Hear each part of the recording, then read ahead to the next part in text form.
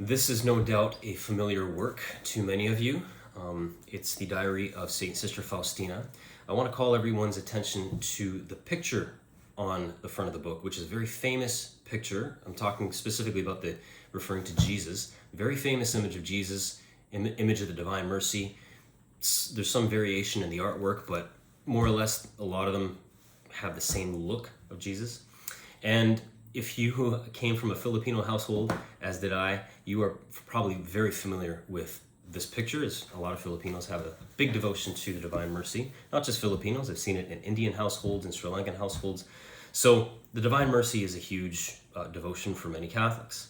And many people are familiar with this picture. And I remember at my home growing up, there was literally, 3 or 400 of these lying around, big ones, small ones, everywhere you turn.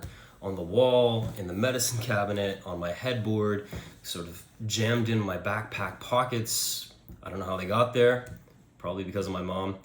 Anyways, I was well acquainted with the image of the Divine Mercy.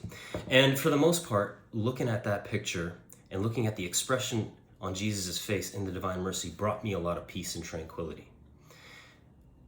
But that was only on days that I was a good boy. On days that I was a bad boy, this picture, the expression on Jesus' face turned from a serene smile to a bit of a scowl. It's not like the picture changed. I wasn't seeing things.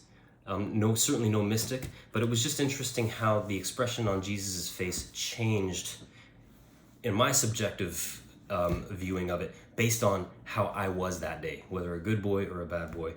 And many of you probably know what I'm talking about. You probably have your own experiences of this. On good days, you look at this picture of Jesus, the Blessed Mother, and he's smiling on you or she's smiling on you. But on days when you haven't been so good, it's like, get your act together. What's wrong with you? I'm disappointed in you.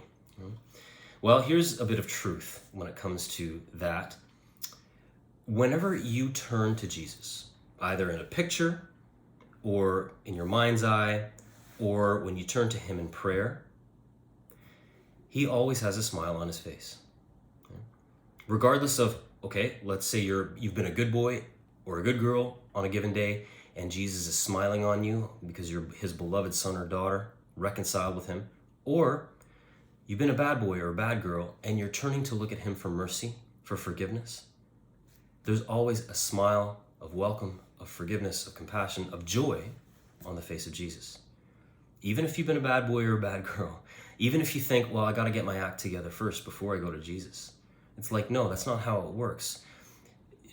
We don't get ourselves perfect first before we go to Jesus. I mean, that's Jesus' job. He's the one who works on us. He's the one who works on our souls and perfects us in virtue, not us. We leave that job to him. He's always happy to see us, regardless of the situation. So the next time you look at one of these pictures, today is the feast day of the Divine Mercy. Let me invite you to look at one of these pictures, either in your mind's eye or maybe you have one in your backpack, but just see the smile on Jesus' face, the expression of love and compassion. He's never saying, yeah, I forgive you, but I'm disappointed in you. We need some time to work on a relationship, to mend that. And you need to spend some time earning my respect back. That's not the look that Jesus has on his face. The look is always one of holy joy because he's happy regardless of whether we're a good boy or a bad boy or whatever the situation is. A sinner come back to be reconciled with him. As scripture says, when one sinner repents, all of heaven rejoices. So that's the reality. We look to Jesus because we know that he is our God who loves us, and he always has a look of holy joy on his face.